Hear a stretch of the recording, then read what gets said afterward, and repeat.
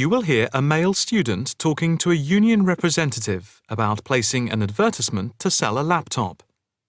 First, you have some time to look at questions 1 to 5.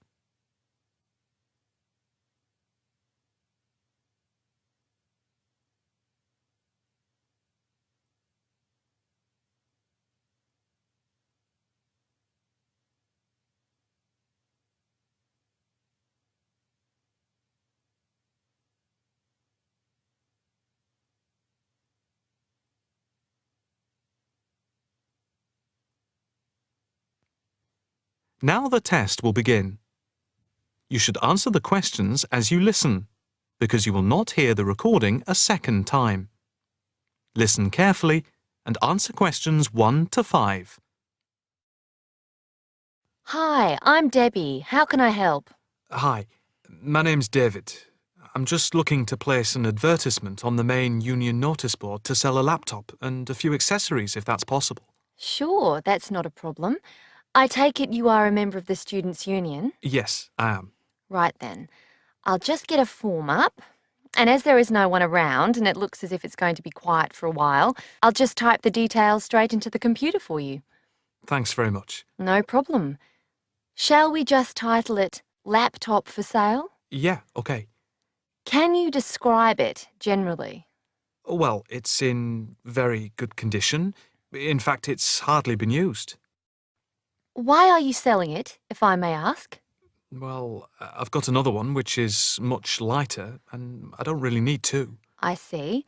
What weight is the one you're selling? It's 3.5 kilograms. That is heavy these days. Can you give more details about the one you want to sell? Right. Well, it's an Allegro, and it's got all the latest programs. Okay. What about the memory? The memory is only 0.5 gigabytes. And what about the screen size and the other features? Oh, well, the screen is, well, let's see, it's 37.5 centimetres with a standard-size keyboard and a touchpad.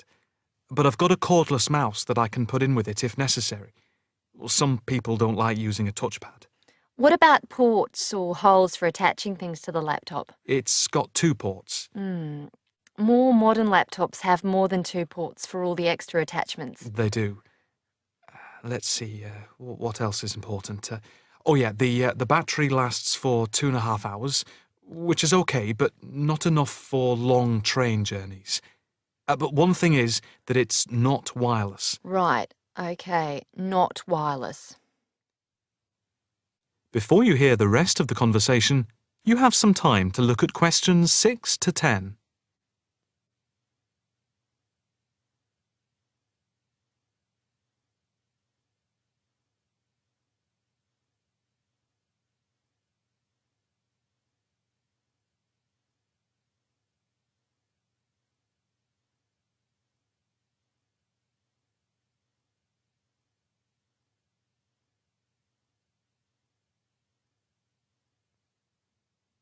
Now listen and answer questions 6 to 10.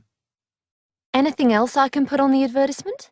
There's a webcam built at the top of the screen, and I can throw in a printer, a scanner, and headphones, which I got with it in a special deal. It also comes with its own case for carrying it around. Actually, the case is quite smart. I'm hoping these things will help it sell. They should do. Right, I think I've got all that. How much do you want for it? That I'm not sure about. It's worth about £900 to £1,000 new. Yeah, but you won't get that much if it's used, and even if it's in good condition. What about £500? I doubt if you'd get as much as that. More like £200 or £300. If you look at the notice board, there is one on there which is comparable to yours, and it's not more than about £250, I think. As little as that? I'm afraid so. Shall we say £300? OK, put that. Can I take some contact details for the advert? The name's David Bristow. BRISTOW. Yes, that's it. And a mobile or email? Both, if you want. It's dib_7791@hotmail.com. Okay, and the mobile? That's 09875 423387. That's it. If you send the picture, I'll add it and print it out and stick it up for you. Okay, I can get that to you today. Right, I'll type in here, advert placed the 22nd of October. Fine. And good luck with the sale. Thanks.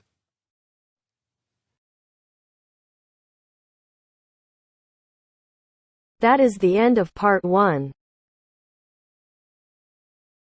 You now have half a minute to check your answers.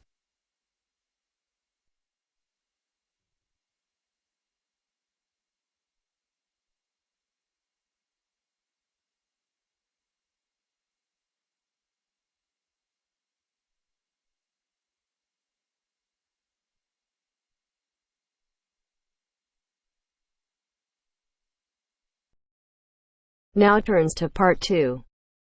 Part 2. You will hear a discussion between 3 people in a university tutorial. In the first part of the discussion, they're talking about city traffic and the motor car. First, look at questions 11 to 14.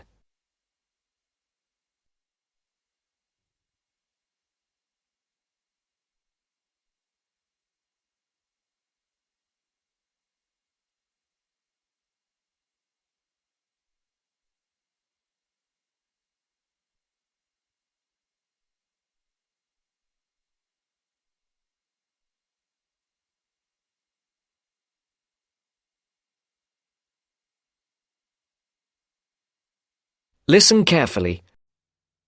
We're very pleased to welcome Professor Isaac Nebworth to our tutorial group today.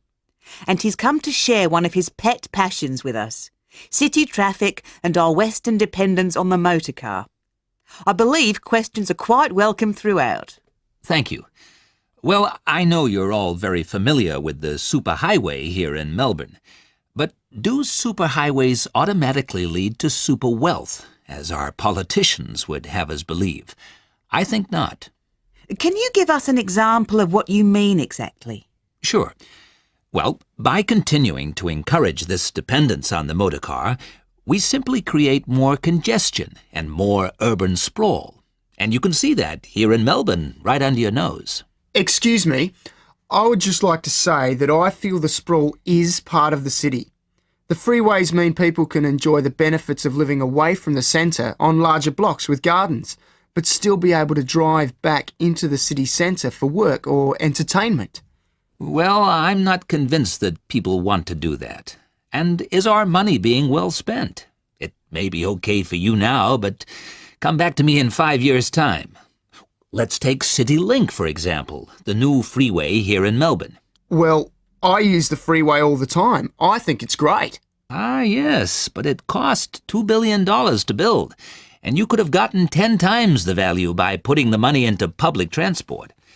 If you give the automobile road space, it will fill that space, and you'll soon find you'll be crawling along your CityLink. But surely you cannot simply blame the car. Some of the blame must rest with governments and city planners. Well, there is an argument, surely, that building good roads is actually beneficial because most new cars these days are highly efficient.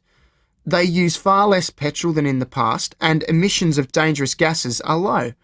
Old, congested roads, on the other hand, encourage traffic to move slowly, and it's the stationary cars that cause the pollution and smog, whereas good roads increase traffic speeds and thus the amount of time cars are actually on the roads. Well, this is the old argument put forward by the road lobby, but for me it's clear-cut. Roads equal cars, which equal smog. Public transport is the way to go. In the second part of the discussion, the professor talks about public transport in different cities. Before the broadcast continues, look at questions 15 to 20.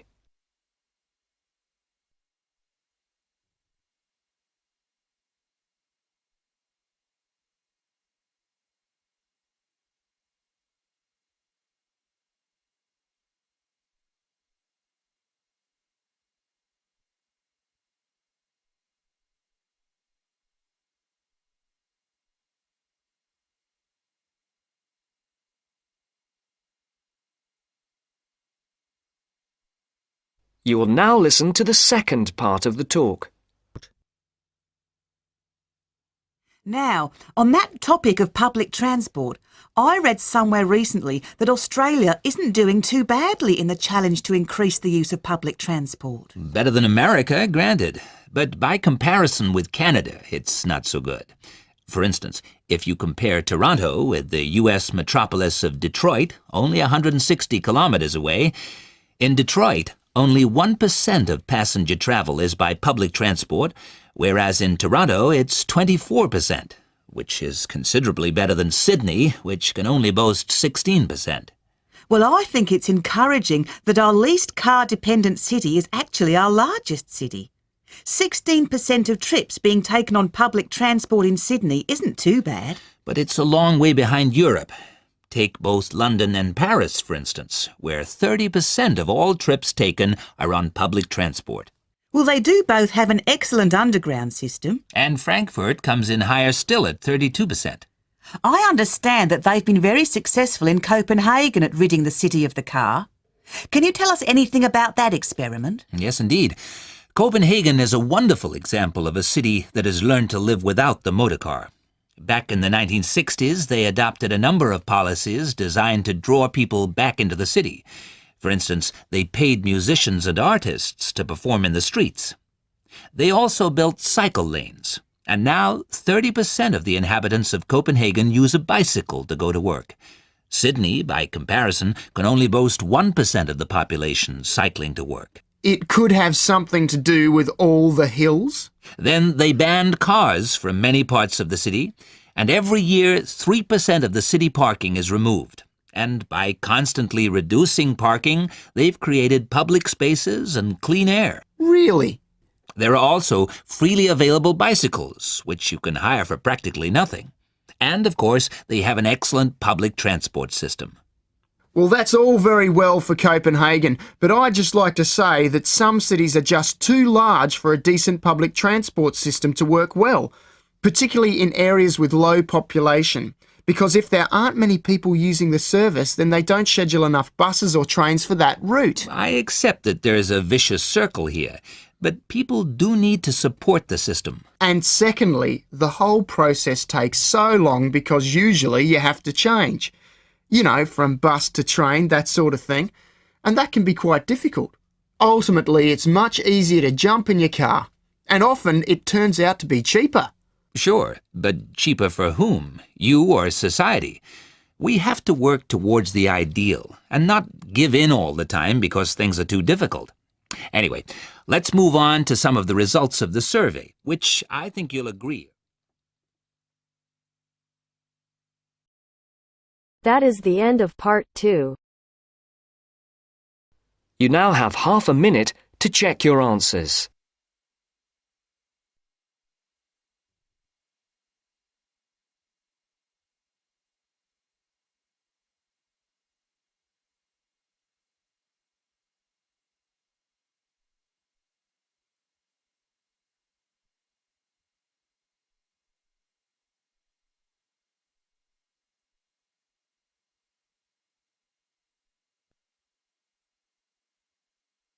Now turns to part 3.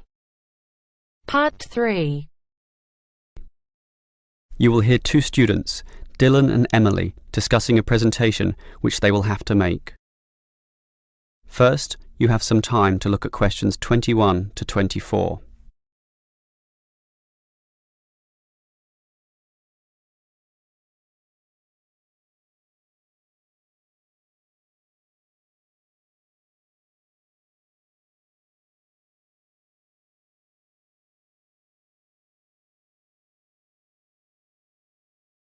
Now listen carefully and answer questions 21 to 24. Okay, Emily, as you know, we've got to do this presentation together. I know, I'm a little bit nervous about it. Standing up in front of all those people. And what if the presentation fails? What if... Don't worry. I've been reading a book about giving effective presentations. It's not that hard, but the way to do it is certainly not always obvious either. For example, do you know what the most important part of a presentation is? The final summary, I guess. The opposite. The first minute, in fact. The theory says that that first minute is when you win or lose the audience. If you lose them at that point, you'll probably never get them back. So that's why you need a hook. A hook? You mean like when you catch fish? Yes. I mean, not exactly, but yes. We want to catch the audience, right? So we need to start in a way which wakes them up, gets them interested, and makes them watch us. I see. Basically, no matter how good our presentation is, if the message doesn't get across, the presentation fails. So we need to give a fact which really amazes them, or an interesting story, or pose a dilemma which makes them think, something they can really puzzle over. It's better if this is related to the subject, of course, something to do with management in our case. So that's the hook? That's right. From then on, we'll just follow the basic advice. Like what? Like, talk to your audience, you know, as equals. Don't talk down to them or up to them. They're just the same as us, right? You're right, you know. Some of the best presentations I've ever seen sounded just like conversations. Exactly. And what else made them good?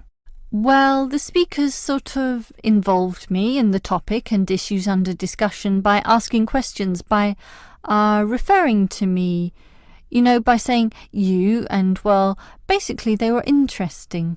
And they're exactly the tips we'll follow too. It should be fine.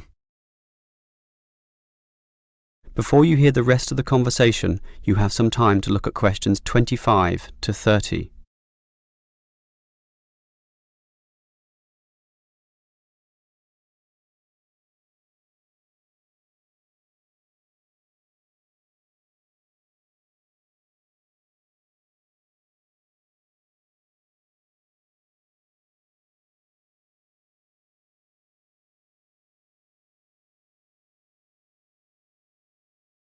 Now listen and answer questions 25 to 30.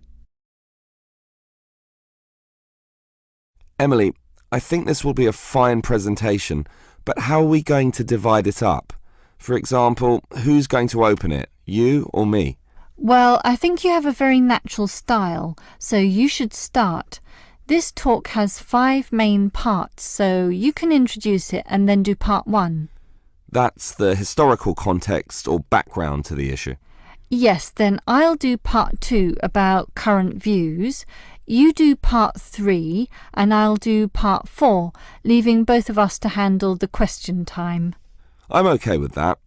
In part 1, I'll probably speak at length about Hoffman's theory, about management styles, and compare differences in culture in relation to the style of management used. That sounds good. Those differences are important and certainly relevant to the current times. Hoffman makes some excellent points too on this issue.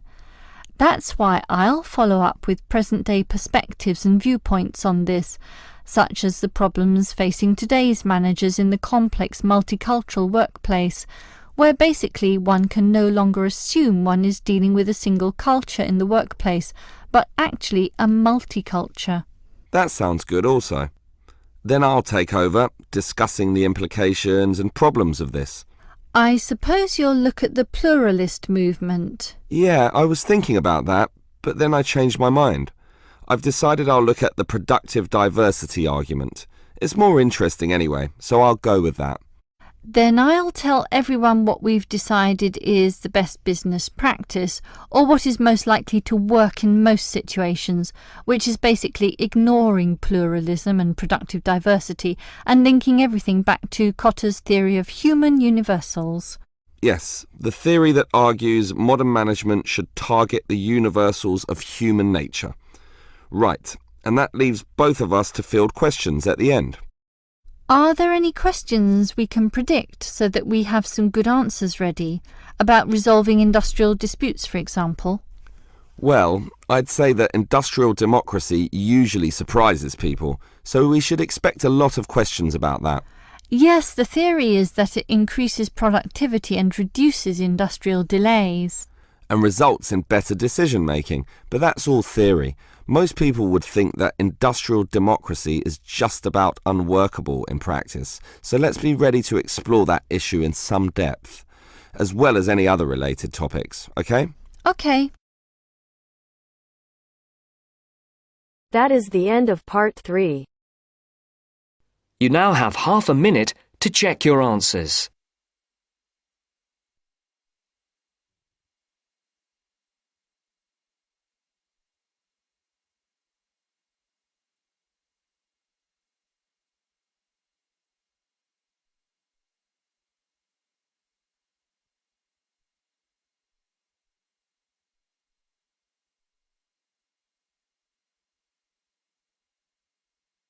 Now turns to part 4.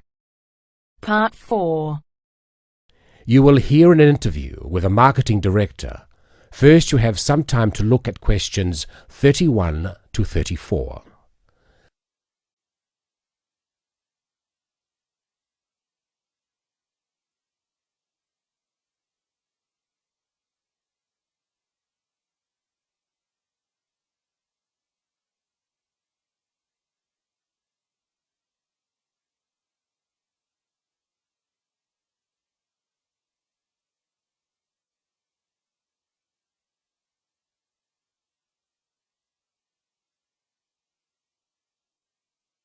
Now listen and answer questions 31 to 34.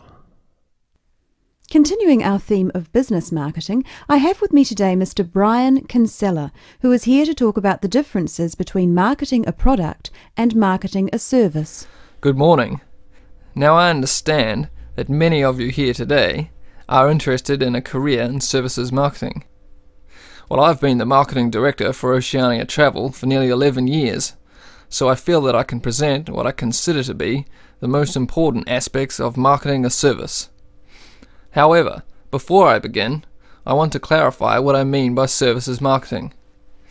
This not only means aspects like holiday destinations, but also professional services such as legal advice. In short, anyone that sells a service. Actually, a lot of the traditional services such as lawyers, accountants, etc., have not felt too comfortable marketing their services. It's almost perceived in industries such as these that the need to market indicates a weakness in the services provided.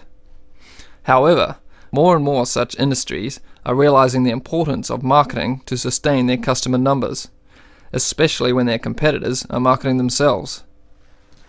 Now, the main difference between marketing a product and a service is that the customers cannot understand exactly what the service will be. They can see a product and can comprehend exactly what the product will do for them. A service is more intangible. By that, I mean whatever each customer gains from the service is often very personal. For example, with a travel agency, clients choose to travel abroad for a multitude of motives. Some people travel overseas for the experience and really want to get to know the culture of the local people. Others wish to escape from reality, totally relax in sophisticated comfort, and be waited on hand and foot. Obviously, our clients will not be judging what we offer by the same standards, and travel agents, like other such service industries, have an extremely difficult job in satisfying a range of customers from diverse backgrounds with different expectations.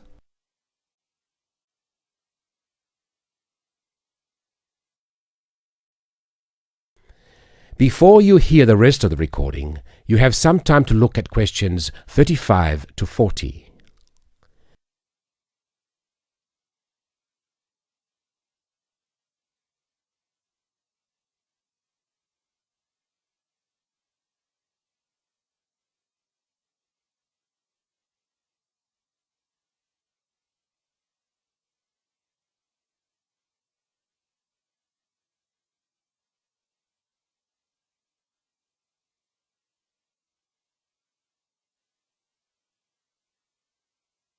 Now listen and answer questions 35 to 40. Our company has overcome this dilemma in a number of ways. First of all, our travel consultants are given extensive training in customer service and buyer behavior. Our aim is not just to be a profit-making organization, but also to meet and exceed the expectations or dreams of our clients. Our mission statement, in fact, is primarily to offer a service which is above and beyond the hopes of our clients. In addition, We regularly visit the tourist destinations we promote and inform all of our staff about any changes in specific areas. Not only is it important to be fully informed about every possible aspect of the service you are marketing, it is also essential to constantly improve the service offered. At Oceania Travel, we regularly conduct surveys with all of the people that visit our resorts of choice. Any negative feedback we try to remedy at once. Our clients are met by a company representative during their stay, and we have a set procedure for dealing with any complaints. Our clients are not expected to have to approach the hotel reception, as we have a 24-hour contact service direct to our representatives, and this representative should always welcome any customer problems or questions. In the event of a complaint, the representative will then try to remedy the complaint with the hotel. If the problem cannot be rectified by the hotel manager, our representative is authorized to remedy the situation him or herself. For situations beyond the representative's authority, our complaints department is contacted. The complaints department guarantees a solution within the day. If the customer is still not satisfied, they are welcome to approach our head office on their return. So you see that marketing a service is catering more for the client's expectations than anything else, and it is that which makes services marketing a very intricate business. Now that's the end of my presentation, but if there is anything you want to ask, then please feel free to do so. Thank you. That is the end of part 4. You now have half a minute to check your answers.